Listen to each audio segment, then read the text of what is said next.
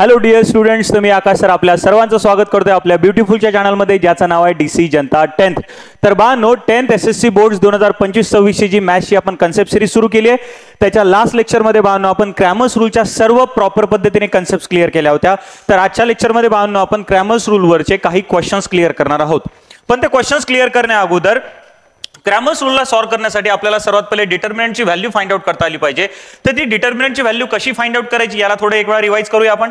तर बाळांनो, जर आपल्याला एक डिटर्मिनंट अशा पद्धतीने दिलेला असेल ज्याच्यामध्ये 4 रिअल नंबर्स आहेत, 4 रिअल नंबर्स आहेत ए बी सी डी, तर याची व्हॅल्यू कशा पद्धतीने काढायची तर आपण लास्ट लेक्चरमध्ये शिकलोय की डिटर्मिनंटची व्हॅल्यू काढण्यासाठी आपल्याला काय करावं लागत असतं, तर आपल्याला क्रॉस मल्टिप्लिकेशन करावं लागत असतं. तर आता क्रॉस मल्टिप्लिकेशन कशा पद्धतीने करायचं, त्याची सुरुवात कुठून करायची त्याच्याकडे थोडं लक्ष द्या. आपल्याला प्रत्येक वेळेला क्रॉस मल्टिप्लिकेशनची सुरुवात कुठून करायची आहे, तर जो आपला लेफ्ट टॉप मोस्ट कॉर्नरचा जो नंबर असणार आहे बाळांनो, त्याच्यापासून आपल्याला क्रॉस मल्टिप्लिकेशनची सुरुवात करायची आहे. जसे की या डिटर्मिनंट मध्ये जो नंबर दिसतोय तो आहे ए, आणि क्रॉस मल्टिप्लिकेशन कशा पद्धतीने होईल तर ते क्रॉस मल्टिप्लिकेशन होईल बाळांनो. सर्वात पहिले आपल्याला ए चं डी सोबत मल्टिप्लिकेशन करावं लागेल, नंतर बी चं सी सोबत मल्टिप्लिकेशन करावं लागेल, आणि या मल्टिप्लिकेशनचा आपल्याला काय घ्यायचा असतो, डिफरन्स घ्यायचा असतो. तर कशा पद्धतीने येणार इथे पहा, लक्ष द्या.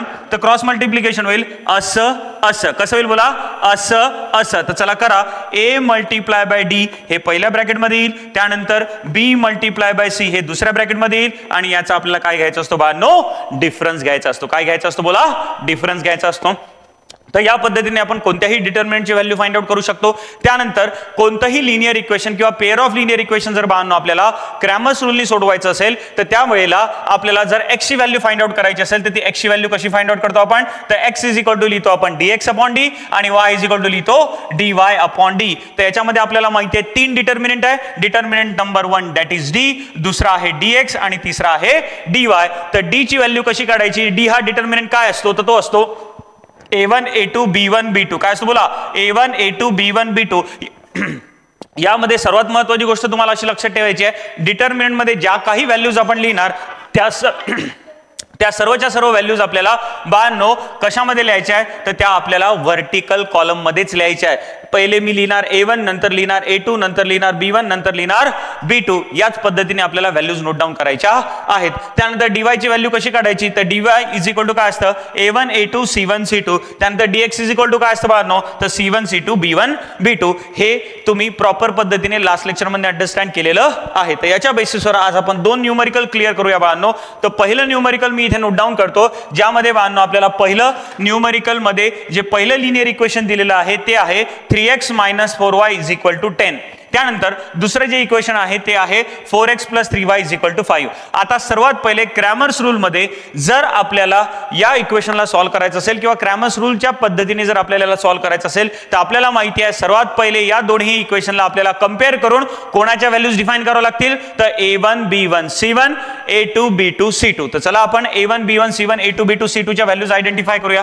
जर मी या दोन्ही इक्वेशनला कंपेअर केलं on comparing with standard form, on comparing with कोणता फॉर्म सांगा, स्टँडर्ड फॉर्म. आणि स्टँडर्ड फॉर्म आपल्या सर्वांना पाठ आहे, तो काय आहे तर तो आहे ax + by = c. आपण शिकलोय की ज्या वेळेला आपल्याला क्रॅमर्स रूलनी क्वेश्चन सॉल्व्ह करायचे असतात तर त्यावेळेला इक्वेशनचा जो फॉर्मॅट लागतो तो कसा लागतो, तर variables, all the variables should be on left hand side and constant should be on right hand side. सर्वात पहिले व्हेरीफाय करा की आपले इक्वेशन्स त्या फॉर्म मध्ये आहेत का, तर येस, दोन्ही इक्वेशन मध्ये व्हेरिएबल्स आपल्याला दिसत आहेत लेफ्ट हँड साइडला आणि कॉन्स्टंट दिसतोय राईट हँड साइडला. इथे पण व्हेरिएबल्स दिसतात राईट हँड साइडला आणि कॉन्स्टंट दिसतोय राईट हँड साइडला. म्हणजेच आपल्या बेसिक स्टँडर्ड फॉर्म मध्ये दोन्ही इक्वेशन्स अवेलेबल आहेत. चला आता याला कंपेअर करा आणि A1 B1 C1 च्या व्हॅल्यूज लिहा. तर पहिल्या इक्वेशन मध्ये जो x चा कोएफिशियंट असेल बाळांनो, x सोबत जो रिअल नंबर असेल, जसं की इथे लक्षात येत आहे x सोबत जो रिअल नंबर आहे तो आहे 3, म्हणजे A1 ची व्हॅल्यू किती झाली बाळांनो, 3. त्यानंतर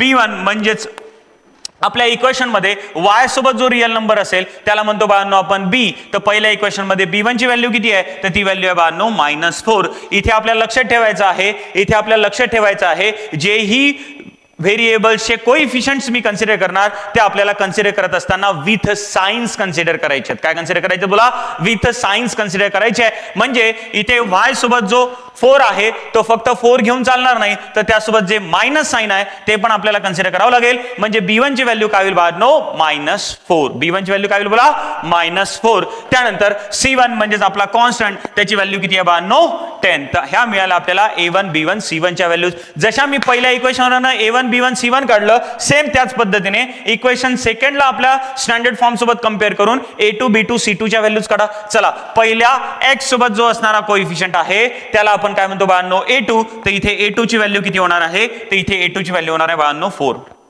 सेम त्याच पद्धतीने y चा जो कोएफिशिएंट असणार आहे तो असणार आहे आपला B2 that is equal to 3. आणि C2 ची व्हॅल्यू किती दिसते बाळांनो, तर C2 ची व्हॅल्यू दिसते आपल्या बाळांनो 5. आणि इथे एक सर्वात महत्त्वाची गोष्ट लक्षात ठेवा की A1 B1 C1 च्या व्हॅल्यूज ह्या पहिल्या लाईन्स मध्ये तुम्ही मार्क करा आणि A2 B2 C2 च्या व्हॅल्यू जस्ट त्याच्या खाली मार्क करा, जेणेकरून ज्यावेळेला तुम्ही डिटर्मिनंट काढाल तर तुम्हाला direct A1 A2 B1 B2 च्या व्हॅल्यूज इथनं उचलता येतील. तर मग आता आपल्याला लिहावं लागेल क्रॅमर्स रूल मध्ये. मग मी इथे लिहिणार बाय युझिंग क्रॅमर्स रूल. काय लिहिणार बोला, बाय युझिंग क्रॅमर्स रूल. काय लिहिणार बोला, बाय युझिंग क्रॅमर्स रूल. चला, क्रॅमर्स रूल मध्ये आपल्याला सर्वात पहिले डिटर्मिनंट डी काढावा लागतो. तर चला आपण डी कॅल्क्युलेट करूया. D इज इक्वल टू काय असतं, तर तो असतो A1 A2 B1 B2. काय असतो बोला, A1 A2 B1 B2. चला, A1 A2 च्या व्हॅल्यूज काय, तर A1 आहे आपला 3, A2 आहे आपला 4, B1 B2 च्या व्हॅल्यूज काय, तो आहे -3. सॉरी, B1 ची व्हॅल्यू आहे -4 आणि B2 ची व्हॅल्यू आहे बाळांनो 3. तर आता याची व्हॅल्यू आपल्याला फाइंड आउट करावं लागेल आणि डिटर्मिनंटची व्हॅल्यू फाइंड आउट करण्यासाठी आपण काय करतो, तर आपण करतो बाळांनो क्रॉस मल्टिप्लिकेशन. काय करतो बोला, क्रॉस मल्टिप्लिकेशन. आणि क्रॉस मल्टिप्लिकेशन करत असताना आपल्याला सुरुवात कुठून करायची असते, तर टॉप मोस्ट लेफ्ट कॉर्नरचा जो नंबर असतो त्याच्यापासून, म्हणजे इथे कोण आहे 3, तर 3 पासून आपल्याला सुरुवात करावं लागेल. आणि क्रॉस मल्टिप्लिकेशन कसं होईल, असं असं असं असं. चला करा मग पटकन. पहिल्या ब्रॅकेट मध्ये काय होईल, 3 मल्टिप्लाय बाय 3. त्यानंतर दुसऱ्या ब्रॅकेट मध्ये काय होईल, -4 मल्टिप्लाय बाय 4. आणि दोन ब्रॅकेटचं काय घेतो बाळांनो आपण व्हॅल्यू काढत असताना, डिफरन्स. तर इथे काय होईल, मायनस. चला करा पटकन. आता पहिल्या ब्रॅकेट मध्ये काय होईल, 3 3 जार किती होईल 9, इथे होईल मायनस. आणि दुसऱ्या ब्रॅकेट मध्ये काय होईल, -4 × 4. तर -4 × 4 किती होत असतात, कालच आपण क्लिअर केलंय, तर it will be -16. It will बी काय बोला, -16. आता ज्या वेळेला हे ब्रॅकेट मी मायनसनी ओपन करेल, हे ब्रॅकेट ज्या वेळेला मी मायनसनी ओपन करेल, तर मला काय मिळेल, तर हा 9 आणि हा this minus minus will get plus. तर हिअर इट विल बी +16. आणि 9 + 16 किती होतात, तर बाळांनो 9 + 16 होतात 25. तर this will be our value of D. तर डिटर्मिनंट डी ची व्हॅल्यू किती मिळाली आपल्याला बाळांनो, 25. त्यानंतर सेम पद्धतीने आता मी कोण कॅल्क्युलेट करणार, dx कॅल्क्युलेट करणार. कोण कॅल्क्युलेट करणार, dx. तर dx इज इक्वल टू काय असतं, तर dx इज इक्वल टू आपल्याला सर्वांना माहिती आहे, तुमच्या सर्वांचं पाठ झालंय. dx इज इक्वल टू असतं C1 C2 B1 B2. काय असतं बोला, C1 C2 B1 B2. आता चला व्हॅल्यूज ठेवा. C1 C2 च्या व्हॅल्यूज काय, C1 C2 आहे आपल्याकडे 10 आणि 5. तर इथे व्हॅल्यू काय पुट होईल, 10 आणि 5. चला पुट करा. इथे मी पुट करणार 10, इथे मी पुट करणार 5. B1 B2 च्या व्हॅल्यूज काय, तर B1 आपला होता -4 आणि B2 होता बाळांनो आपला 3. चला इथे पण तुम्हाला काय करावं लागेल, क्रॉस मल्टिप्लिकेशन. क्रॉस मल्टिप्लिकेशन आता कसं होणार, सर्वांना पाठ झालाय. सुरुवात कुठून होईल, 10 पासून. आणि क्रॉस मल्टिप्लिकेशन कसं होईल, असं असं असं असं. करा मग. पहिल्या ब्रॅकेट मध्ये काय होईल, 10 मल्टिप्लाय बाय 3 मायनस. दुसऱ्या ब्रॅकेट मध्ये काय होईल, 5 मल्टिप्लाय बाय -4. 5 multiply by -4. चला करा मग पटकन. 10 3 जार किती होतील बाळांनो, तर 10 3 जार होतील 30. मायनस हा ऍज इट इज आहे. आणि दिस 5 मल्टिप्लाय बाय -4, तर it will gate -20. It will gate -20. ज्या वेळेला आता हा मायनसनी ब्रॅकेट ओपन होईल, तर now this minus minus will gate काय हो, minus minus will get plus. Therefore it will B 30 + 20 that is 50. तर बाळांनो आपल्याला dx ची व्हॅल्यू काय मिळाली, तर dx ची व्हॅल्यू बाळांनो आपल्याला मिळाली 50. तर this is our value of dx. This is our value of dx. यानंतर आता एकच व्हॅल्यू फाइंड आउट करायची राहिली आणि ती व्हॅल्यू म्हणजे कोणाची आहे, तर ती व्हॅल्यू आहे बाळांनो आपली dy ची. कोणाची आहे बोला, dy ची. तर चला आता मी dy ची व्हॅल्यू फाइंड आउट करतो. तर मी इथे लिहितो dy इज इक्वल टू आपल्याला डिटर्मिनंट सर्वांना पाठ झाला. आता dy इज इक्वल टू काय असतं, A1 A2 C1 C2. काय असतं बोला, A1 A2 C1 C2. Now put the values of A1 A2. What are the values of A1 A2. A1 A2 च्या व्हॅल्यूज किती आहे, 3 4 आणि 10 5. 3 4 10 5 3 4 10 5 3 4 10 5. चलो we will put the values 3 4 10 5 3 4 10 5.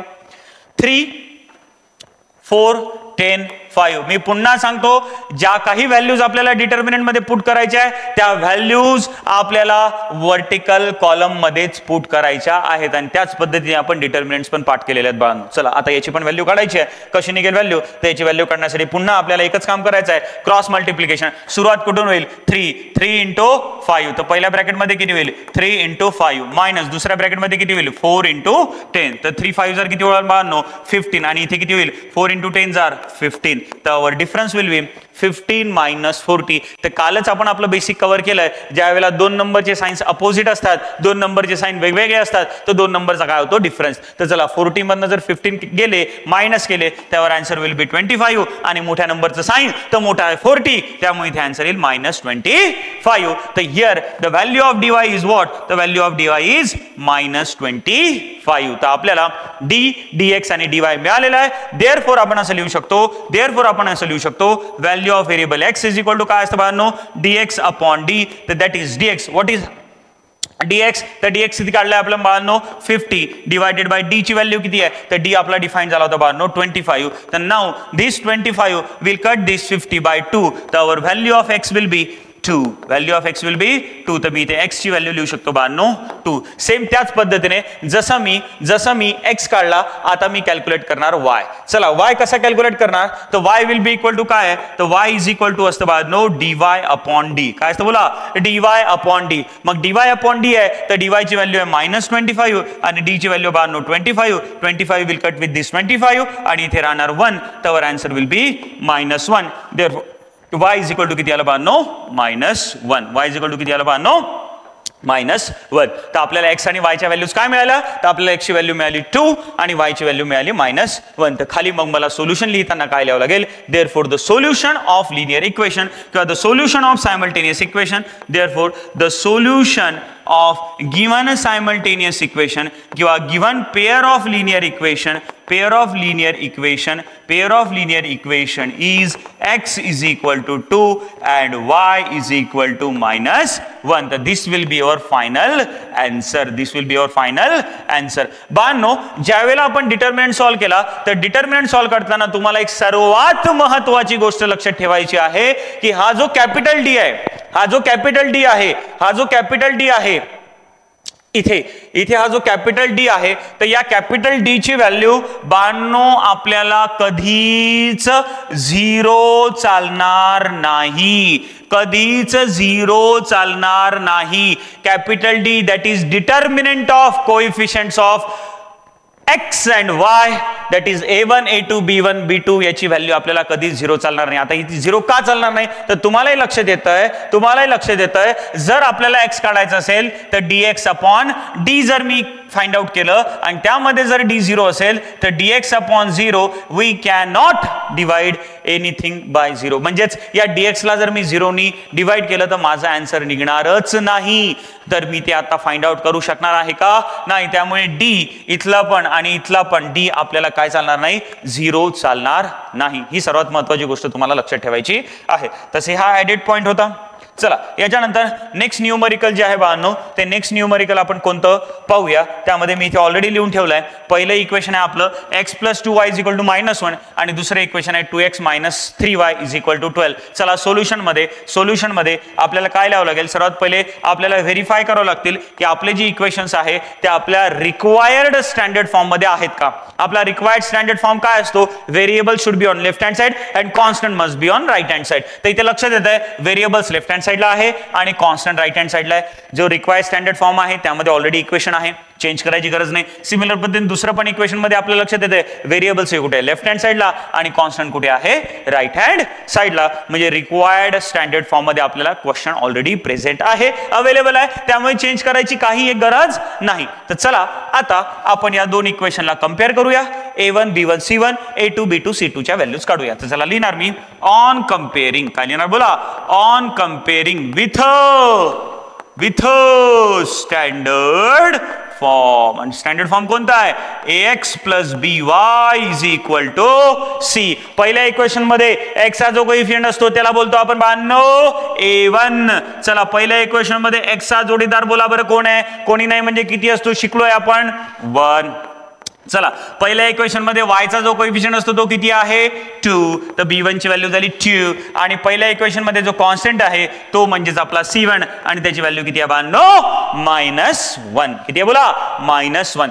Same जसं आपण पहिल्या इक्वेशन मध्ये a1 b1 c1 च्या व्हॅल्यूज काढल्या तशाच कुठे काढूया सेकंड इक्वेशन मध्ये. चला बोला सेकंड इक्वेशन मध्ये a2 म्हणजे x चा कोएफिशियंट किती आहे तो 2. दुसऱ्या इक्वेशन मध्ये y चा जो कोएफिशियंट असतो तो असतो आपला b2 तर b2 ची व्हॅल्यू आहे -3. b2 ची व्हॅल्यू आहे -3 आणि दुसऱ्या इक्वेशन मधला जो कॉन्स्टंट आहे तो असतो आपला c2 आणि c2 किती आहे तर c2 आहे बाजूने आपला 12. तर आपल्याला a1 b1 c1 a2 b2 c2 a1 b1 c1 a2 b2 c2 मिळाले आहेत. चला आता कोण काढणार मी तर आता काढणार पहिला d. तर चला काढा d = काय असतं a1 a2 b1 b2 काय असतं बोला a1 a2 b1 b2. Now put the values a1 a2 च्या व्हॅल्यूज काय 1 2 b1 b2 च्या व्हॅल्यूज काय 2 3. चला करा बरं क्रॉस मल्टिप्लिकेशन कसं करायचं असतं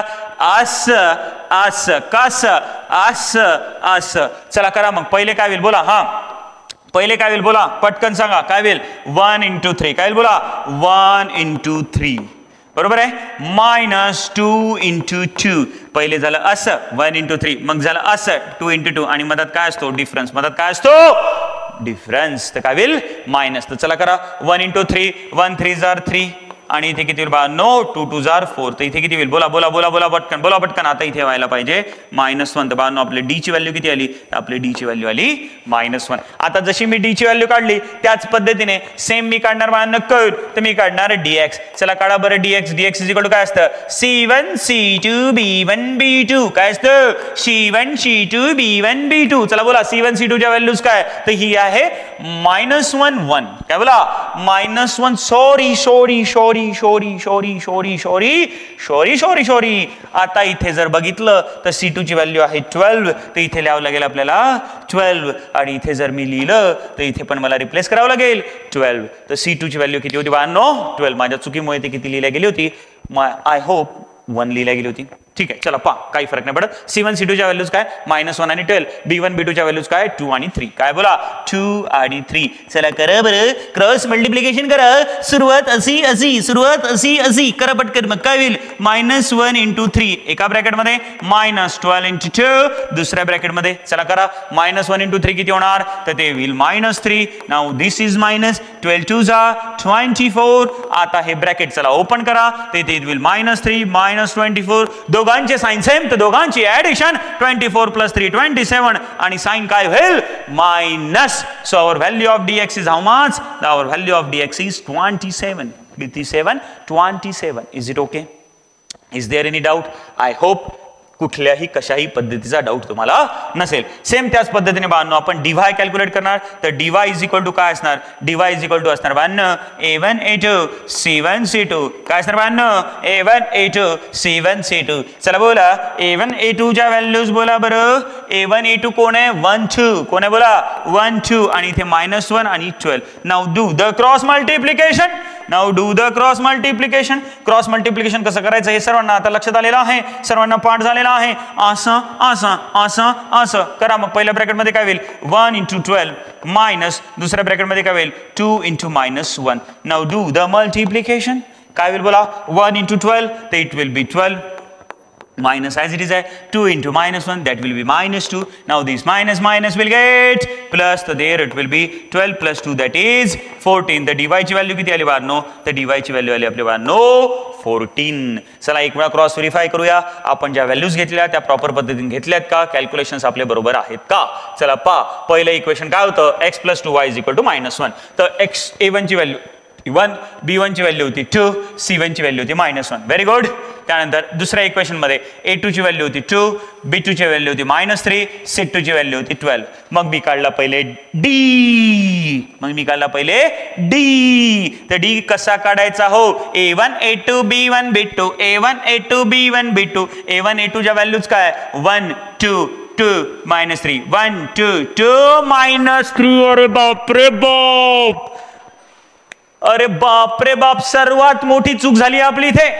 ऍक्च्युअली इथे 3 ची व्हॅल्यू जी होती -3 मी घेताना किती घेतली तर मी घेताना घेतली 3 बरं झालं ही मिस्टेक इथे झाली, नसती झाली तर मला एक पॉईंट तुम्हाला एक्सप्लेनच नसता करता आला. इथे ही मिस्टेक वरनं तुम्हाला हे सर्वात महत्वाचं लक्षात ठेवायचं आहे, तुमचं डोकं व्हॅल्यूज लिहिताना कसं असलं पाहिजे, शांत असलं पाहिजे. नाही तर मग अशा चुका होतात. ज्या वेळेला तुम्हाला मायनस व्हॅल्यू घ्यायची, घेतली किती प्लस, झाला ना घोळ. मग एक वेळा घोळ झाला रे झाला की तो आयडेंटिफाय होतच नाही रे भाऊ. मी पुन्हा व्हेरीफाय केलं म्हणून आयडेंटिफाय झाला. आपण व्हेरीफाय करतच नाही. त्यामुळे पेपर सॉल्व्ह करत असताना, न्यूमरिकल सॉल्व्ह करत असताना कुठलाही, कोणाचाही, कशाचाही विचार माइंड मध्ये नको. डोकं कसं पाहिजे, शांत. डोकं कसं पाहिजे, शांत. चला आपली ही मिस्टेक बरं झाला आयडेंटिफाय झाली. B2 ची व्हॅल्यू होती किती, हो B2 ची व्हॅल्यू होती -3. इथे तर मी बरोबर नोट डाऊन केलं, पण डिटर्मिनंट मध्ये ठेवताना चुकलो ना रे भाऊ. आणि जर इथे जर मी चुकलो तर 100% समोर चुकलो. चला आता आपल्याला ते क्लिअर करावं लागेल. चला करून टाकूया आपण क्लिअर. चला चला चला करून टाकूया आपण क्लिअर.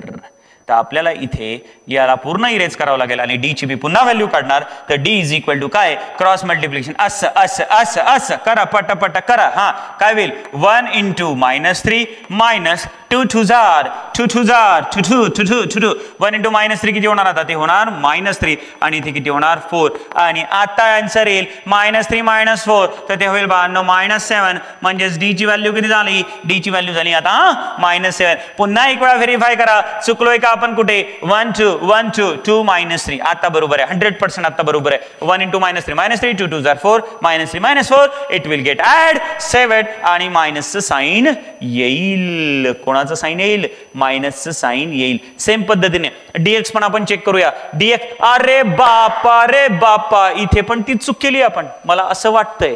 नाही नाही नाही नाही नाही नाही, ठीक आहे ठीक आहे ठीक आहे. Check check check checkout checkout checkout. C1 C2 च्या व्हॅल्यूज किती आहे, -1 12 किती आहे बोला, -1 12 किती आहे बोला, -1 12. बरोबर घेतल्यात, बरोबर घेतल्यात.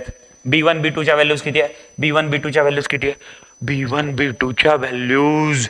चुकलो रे, चुकलो चुकलो चुकलो चुकलो चुकलो. इथे पण चुकलो, इथे पण चुकलो. चला इथे पण आपल्याला ती क्लिअर करावी लागेल. आता इथे -3 आहे, इथे -3 आहे. चला इथे -3 करा. मग आता इथे जर -3 आहे तर भावांनो, बबड्यांनो, आता यांचं जे मल्टिप्लिकेशन येईल ते पण बदलेल. मग आता हे पण चुकलं, हे पण चुकलं. तर चला पटकन याला पण क्लिअर करा, याला पण क्लिअर करा. चला पटकन क्लिअर करा. आता सरच इरेज करूया आपण सर्वच. चला पाहूया. इथे किती व्हॅल्यू आहे, -3. इथे किती व्हॅल्यू होती आपली, -3. चला पटकन पटकन पटकन. चलो dx की वैल्यू फिर से निकालो. अभी कितना है तो देखो.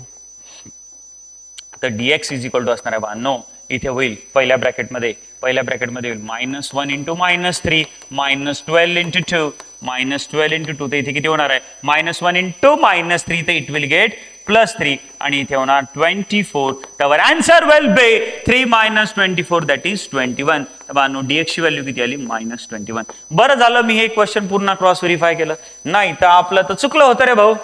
चला पहा पटकन. आता dy ची व्हॅल्यू काय होईल, dy च्या a1 a2 च्या व्हॅल्यू चेक करा. a1 a2 च्या व्हॅल्यू 1 2 आहे. C1 C2 च्या व्हॅल्यूज -1 12 आहे. चलो चलो चलो चलो चलो चलो चलो चलो. इथे व्हॅल्यूज बरोबर घेतलेल्या आहेत. तर a1 a2 च्या व्हॅल्यूज आहेत 1 2 आणि C1 C2 च्या व्हॅल्यूज आहेत -1 12. इथे मल्टिप्लिकेशन 1 × 12 -2 × -1. तर here it will be 12 minus will get plus. So there will be 12 + 2 it is 14. आणि आता मग आपल्याला यावर व्हॅल्यूज काढावं लागतील बाळांनो. तर मी इथे लिहितो. आपल्याला x ची व्हॅल्यू कशी मिळणार, तर ती मिळणार dx/d. तर dx ची व्हॅल्यू किती आहे बाळांनो, तर dx ची व्हॅल्यू आहे आपल्याकडे, सांगा dx ची व्हॅल्यू आहे आपल्याकडे, सांगा किती आहे, -21. किती आहे बोला, -21. किती आहे बोला, -21 डिवायडेड बाय आहे d ची value -7. Now this -7 will cut this -21/3. तर x ची व्हॅल्यू किती होईल बाळांनो, तर x ची व्हॅल्यू होईल बाळांनो 3. तर आपल्याला x मिळाला 3. x किती मिळाला बोला, 3. x किती मिळाला बोला, 3. सेम त्या पद्धतीने आपण y पण मिळवू शकतो.